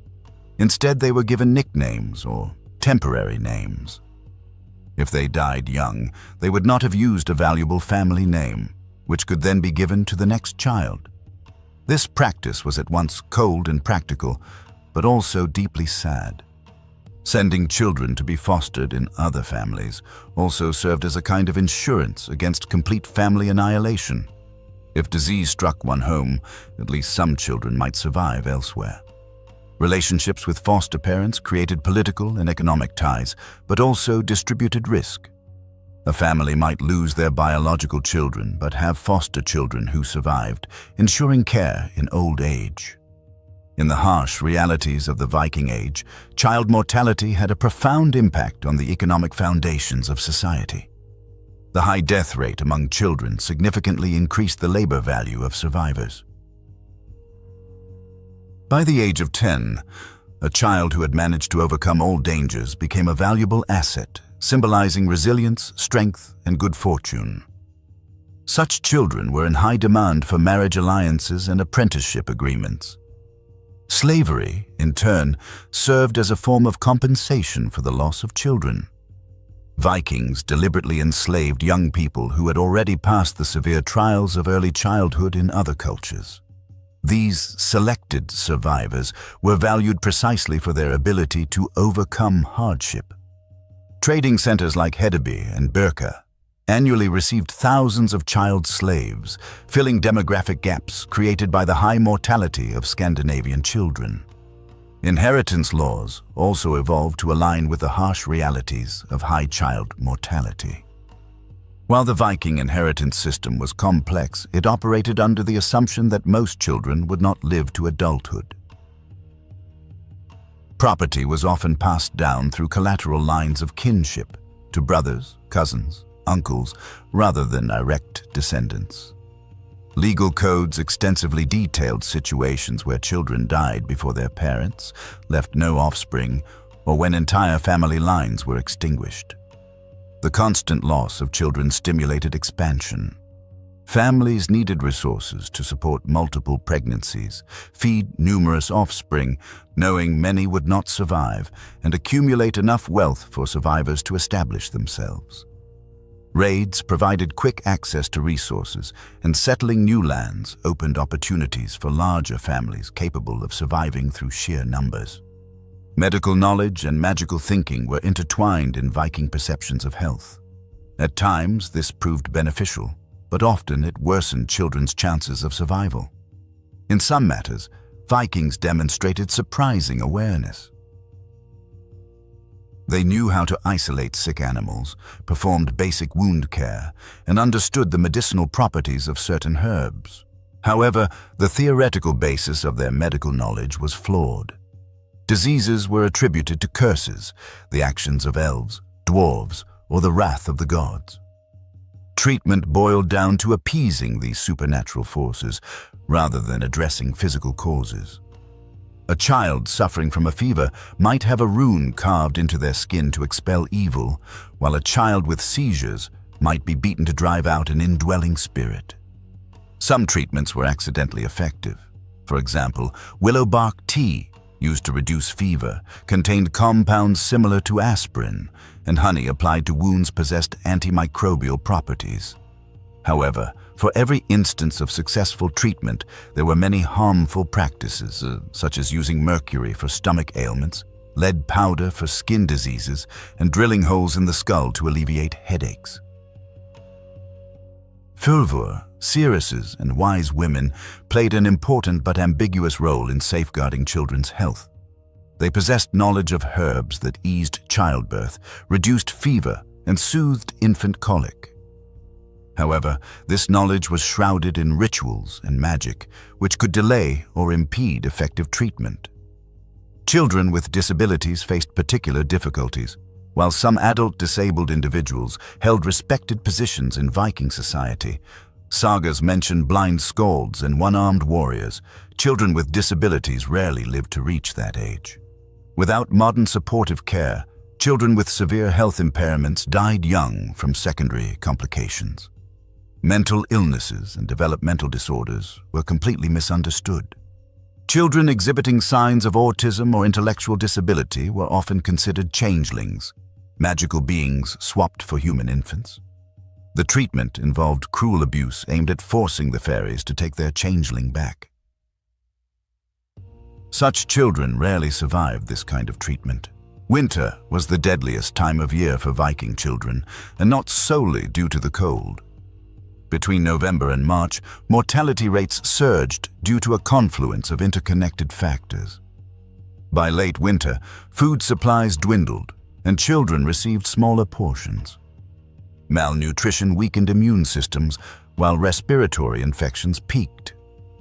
Archaeological data reveal a clear seasonal pattern in burials, with children's graves concentrated in late winter and early spring.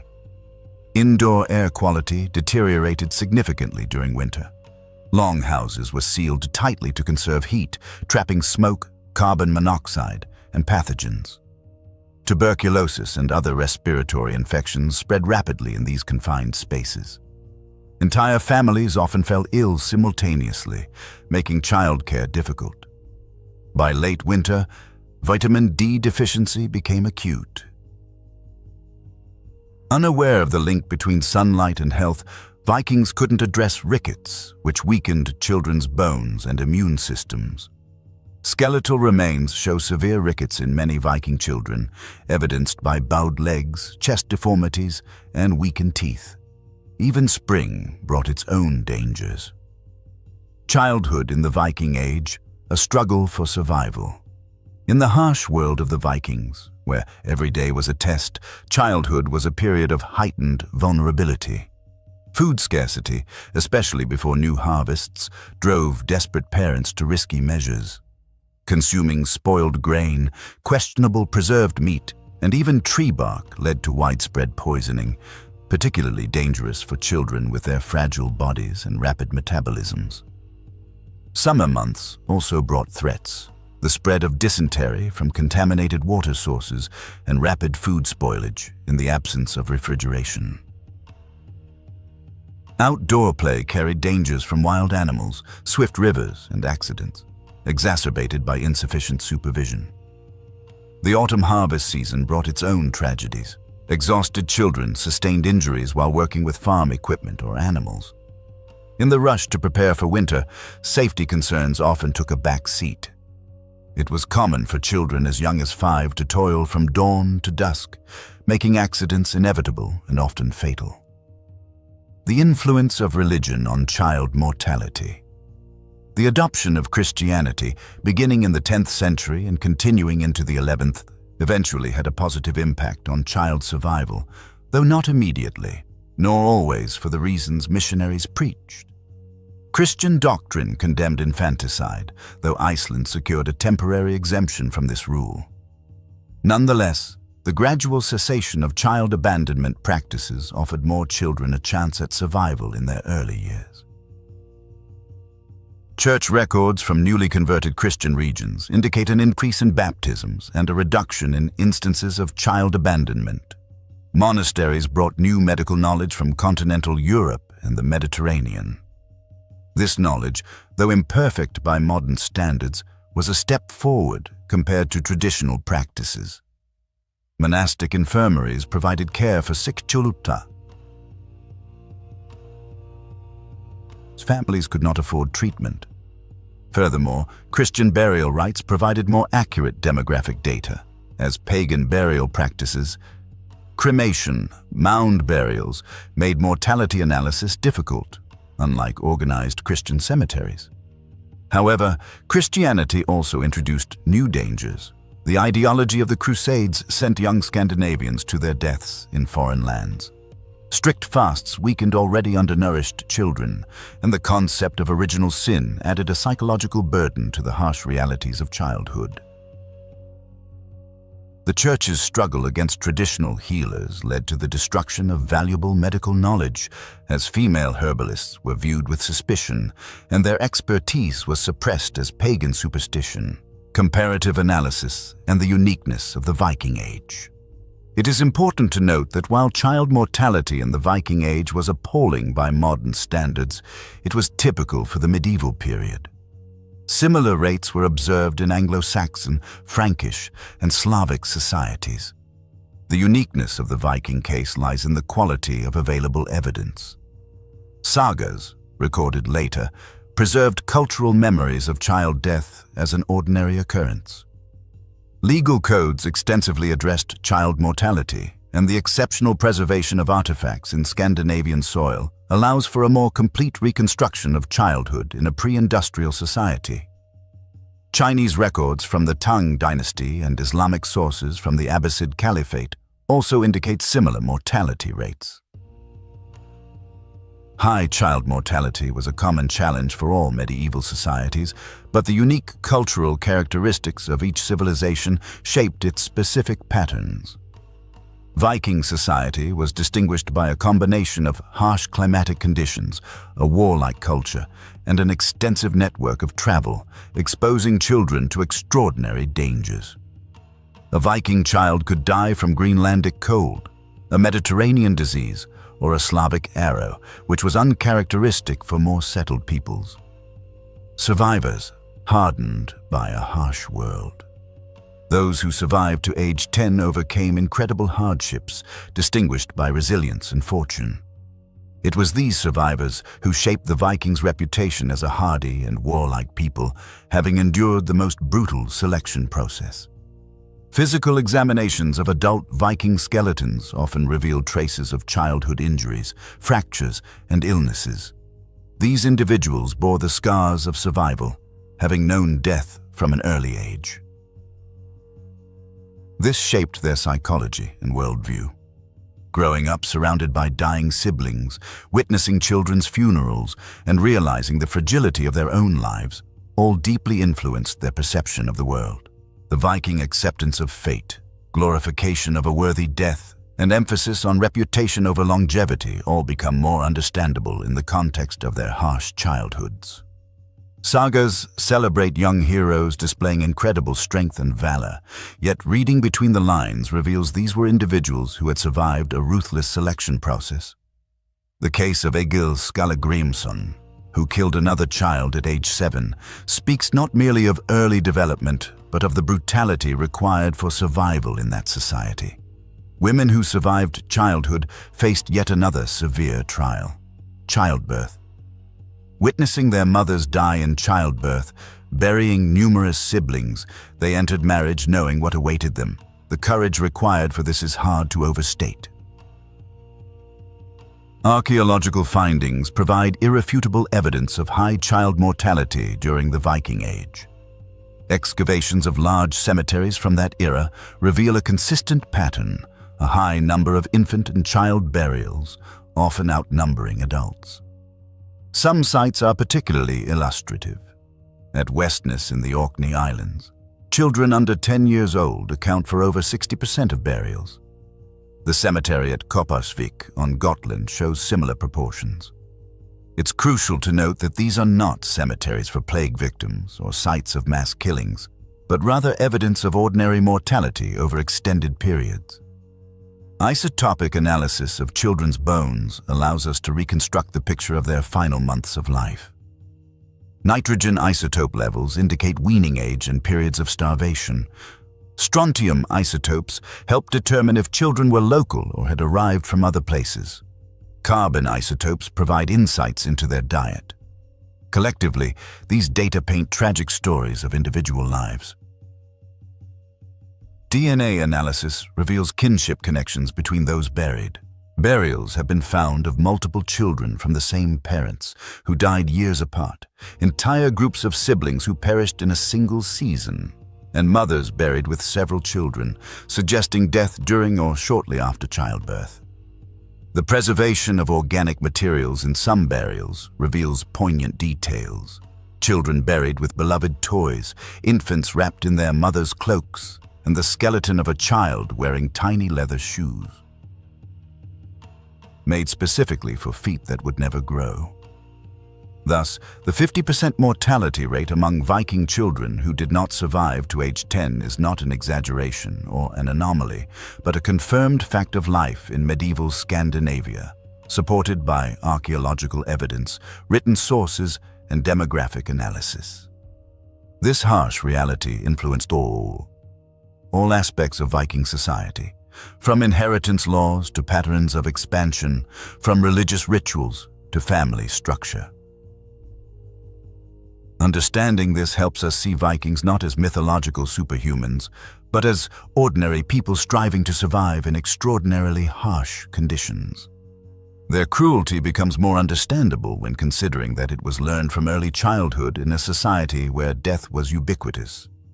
Their expansion can be explained by the demographic pressures they faced. Their fatalism becomes comprehensible when considering that most of them experienced the death of several of their own children. Modern Scandinavians are descendants of those who survived this selection process, which repeated for generations over centuries. The genetic and cultural legacy resulting from surviving the harsh childhoods of the Viking Age shaped the population and its characteristics, and we are only just beginning to understand how. Perhaps most importantly, this history reminds us how recently humanity managed to escape such high mortality rates. What Viking parents perceived as inevitable, we now view as tragedy. Antibiotics, vaccines, sanitation, nutrition, these are not merely medical advancements. They are what allow us to raise children rather than bury them. The small skeletons in Scandinavian museums are not just archaeological exhibits. They are a poignant reminder of humanity's long struggle against child mortality, a struggle in which the Vikings more often lost than won. Their tiny graves, carefully furnished with miniature items for the afterlife, bear witness to both parental love and resignation in the face of immense loss. The harsh realities of the past help us appreciate the present and strive for a better future. Tales of long ships, ruthless raids, and brave warriors from the north stir the imagination. However, behind these captivating stories, a key aspect of Viking attacks on Christian holy sites is often lost. These were not spontaneous acts of violence, but meticulously planned psychological warfare, targeting what was most valuable in Europe. Monasteries, like impregnable fortresses, held gold, silver, and priceless manuscripts, whose value was equivalent to entire kingdoms. But more importantly, they were strongholds of faith, and the Vikings, more than anyone, understood the power of fear generated by the desecration of holy places. June 8, 793 marked a dark date in the history of Lindisfarne Monastery in Northumbria. The Anglo-Saxon Chronicle describes this event succinctly and grimly. Terrible portents appeared over the land of the Northumbrians, and heathens miserably destroyed God's church. Archaeological findings shed light on the events of those days. Excavations have uncovered scattered coins, charred remains of wooden structures dating to the late 8th century, and traces of systematic destruction following a specific logic. The Vikings did not merely plunder, they carried out deliberate actions designed to sow maximum terror among the Christian population. At Lindisfarne, the raiders dragged priests from beneath the altar during morning prayer. Some were drowned in the sea, while others were stripped naked and expelled from the monastery. Chronicles recount men thrown into the sea to certain death and those on whose backs the blood eagle was carved. The genius of this psychological warfare lay in the fact that monasteries symbolized divine protection. The desecration of these sacred sites, met with no divine retribution, shattered established belief systems. Irish annals from 795 describe raiders desecrating churches and forcing monks, clad only in hair shirts, to carry stolen treasures to their waiting ships. The humiliation aimed at a purpose beyond mere terror. Vikings possessed a keen understanding of Christian symbolism. They compelled captured clergy to perform demeaning acts that violated their vows, taking up arms, transporting loot, and at times even participating in pagan rituals. The Annals of Ulster report that in 824, priests from Bangor Monastery were forced to personally load stolen liturgical vessels onto longships. The numbers speak for themselves. During the first raid on Iona in 795, 13 monks died defending the altar. The Annals of Ulster preserve their names, Blathmac, Dorati, Mirac, and 10 others. But 18 monks survived, forced to watch as the raiders melted down the altar's gold ornaments using the monastery's forge. The psychological trauma proved more potent than physical destruction. Details of the forge's operation indicate meticulous Viking planning. They did not bring metalworking tools on their ships because the target location was too valuable. Instead, they scouted targets in advance, identifying monasteries with workshops. Iona's scriptorium contained not only manuscripts but also silver tools for illumination, lead for binding, and copper for decorative work. The Vikings transformed these sacred workshops into instruments aimed against the very faith they served. Temperature data, obtained from reconstructing medieval forges, demonstrates the precision of Viking actions. Gold melts at 1064 degrees Celsius. Viking smiths on Iona achieved precisely this temperature, utilizing the monastery's jitomti, charcoal de reserves, their own bellows, and the sacred fire that once warmed the scribes of the Gospels. The symbolism was starkly clear. The very tools of faith were used to destroy the treasures of faith. This scenario is based on research and facts drawn from the Anglo-Saxon Chronicle and Irish Annals. Archaeological findings in Ireland confirm the systematic nature of these humiliations. In Clonmacnoise in 832, excavations uncovered chalices hastily hidden in a bog. This indicates that monks anticipated raids and concealed sacred objects. However, annals also tell another story. When Vikings found hidden treasures, they forced the monks who had buried them to dig them up with their bare hands, then carry them to the sound of pagan chants. The ritualistic aspect of these actions was not accidental. Vikings observed Christian ceremonies before an attack. They identified moments when monks gathered for prayers, when treasures were displayed, and when communities were most vulnerable. In Iona, in 806, according to the annals, 68 monks were killed at the altar. Before the slaughter, the raiders forced the surviving monks to watch as they used chalices as drinking horns and burned illuminated manuscripts for amusement. This intelligence gathering was systematic. Fragmentary annals report that Viking scouts, disguised as pilgrims, visited Clonmacnoise in 834, 2 years before a major raid. They mapped the complex, located treasures, and estimated the community's size. When they returned in 836 with 3 longships and 140 warriors, they knew precisely where to strike. The abbot's quarters, the scriptorium's repository, and the silver cache beneath the altar stone. Timing played a crucial role. The Viking strategy was meticulously planned. Taking many factors into account, they possessed a deep understanding of the Christian calendar, surpassing that of many Christians. Attacks often occurred during Lent, when monasteries were weakened by fasting, during harvest season, when communities were dispersed across the fields, and during winter storms, when aid became impossible. The 841 raid on Clonmacnoise took place during Holy Week, the most sacred time in the Christian year, when monks were immersed in prayer, not defense. Weather conditions also played a significant role in Viking strategy over decades. Dendrochronological data from Ireland indicates that major raids on monasteries occurred during years of harsh winters, such as 842, 845, 851, and 868. A starving populace became more inclined to cooperate with raiders and less willing to defend monasteries. Vikings skillfully exploited Christian charity, knowing that hungry communities would prioritize survival over religious duty. The clear seasonality of attacks points to a meticulously developed plan.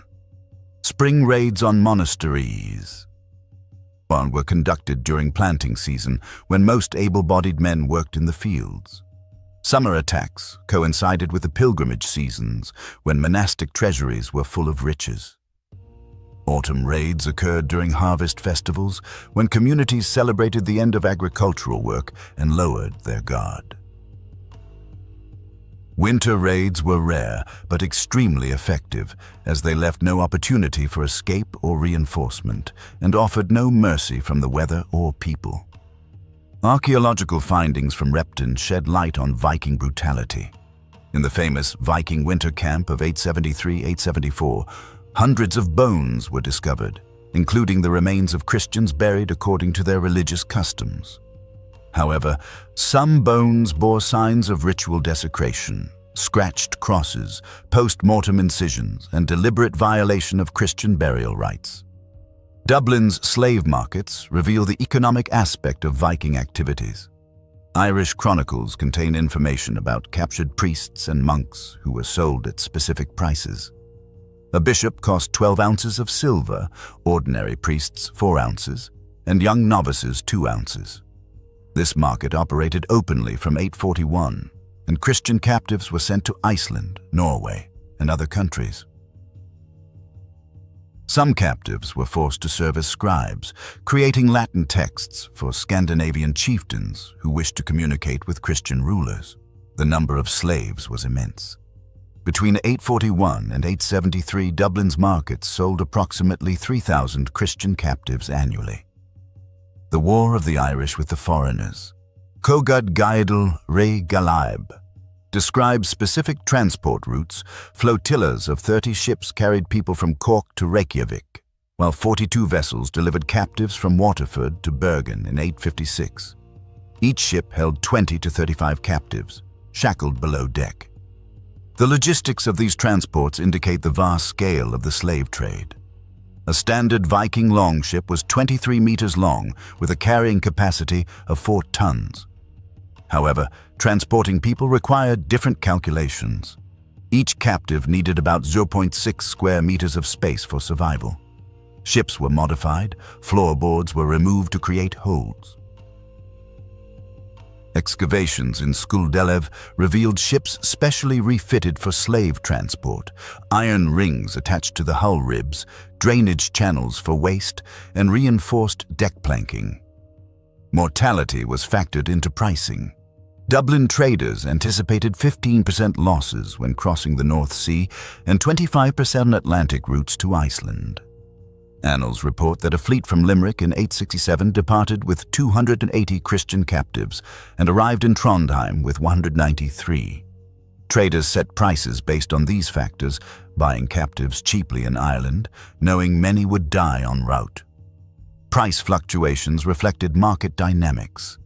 Young priests were expensive, costing 6 ounces of silver in 847, but their price dropped to 3 ounces by 852 due to increased supply. Bishops remained valuable throughout the period, peaking at 18 ounces during the siege of Armagh in 869. However, the most expensive captives were scribes proficient in Latin, Greek, and Old Irish. Master illuminators sold for 24 ounces of silver. Such a high price for literacy led to a shift in Viking tactics. Raiders began specifically targeting scriptoria, not just treasuries. In Clonmacnoise in 845, they captured Brother Colman, whose manuscripts are still preserved in Norwegian collections. His illuminated psalter, stolen during the raid, appeared in Trondheim Cathedral by 860. The monks themselves became a commodity, more valuable than the books they created. The psychological consequences of Viking raids spread across Europe. The Annals of St. Bertin report that Charles the Bald issued special decrees in 845 for the protection of monasteries, as well as concerning monks who renounced their vows to avoid Viking captivity. Some communities relocated entirely. Others hired Viking mercenaries for protection, paying one group of raiders to fight another. Monastic records attest to a mass exodus of monks. The Abbey of Saint-Wandrille in Normandy lost 47 out of 63 monks between 841 and 845. They simply fled. Saint-Riquier recorded 31 departures in 856 alone. The annals of Vedast note that some monasteries stood empty for entire seasons, their gates open and fields uncultivated. The flight followed a distinct pattern. First, young novices, unbound by vows and with little to lose, disappeared. Then, skilled craftsmen, illuminators, metallurgists, and stonemasons who could find work elsewhere fled. Eventually, even senior monks could no longer endure. However, their departure was different. They took treasures with them, selling monastic silver to start new lives in distant cities. An economic analysis of this collapse reveals its devastating consequences. The Viking Age left an indelible mark on history, characterized not only by plunder but also by a profound psychological impact on religious communities. Viking tactics were ruthless and aimed at undermining the very structure of monastic life. Monasteries, as centers of spirituality and culture, required a certain number of monks to sustain their activities. If fewer than 20 residents remained in an abbey, daily services became impossible. With the brotherhood reduced to 15, the monastery lost its ability to defend its lands and property. When the number of monks fell below 10, the monastery became an easy target for local nobles seeking to seize the emptied territories. Vikings did not need to physically destroy every monastery.